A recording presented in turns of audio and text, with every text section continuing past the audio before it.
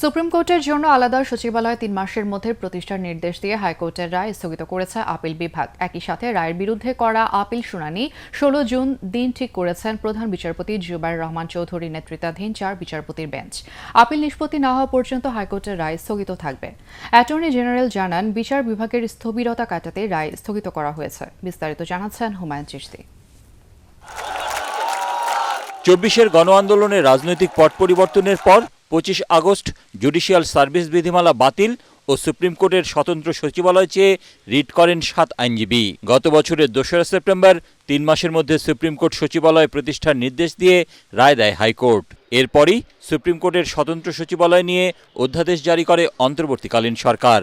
১১ December supreme court সচিবালয়ের কার্যক্রম উদ্বোধন করেন তখনকার প্রধান বিচারপতি সৈয়দ রেফাত আহমেদ। নিয়োগ দেওয়া হয় সচিবও। পূর্ণাঙ্গ রায় প্রকাশের পর ২১ মে আপিল করে রাষ্ট্রপক্ষ। এদিকে জাতীয় সংসদের প্রথম অধিবেশনেই সুপ্রিম কোর্ট সচিবালয় অধ্যাদেশ রহিত করে সরকার। রহিতকরণ বিল ২০২৬ অবিলম্বে বিবেচনার জন্য গ্রহণ করা হোক। যারা এই প্রস্তাবের পক্ষে আছেন তারা হ্যাঁ বলুন।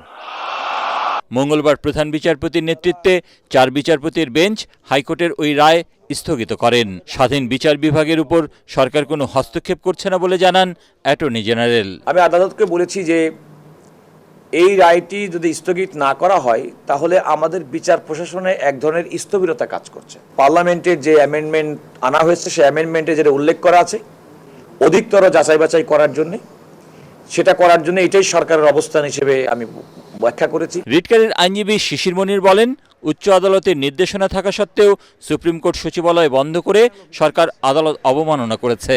That will create a negative example, যে আদালতের রায় না মানলেও মনে হয় চলে।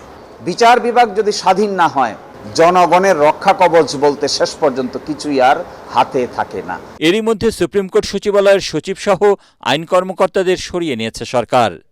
একই সাথে বন্ধ করা হয়েছে কার্যালয়টিও। হুমায়ুন চিশতি, এটিএন বাংলা, ঢাকা।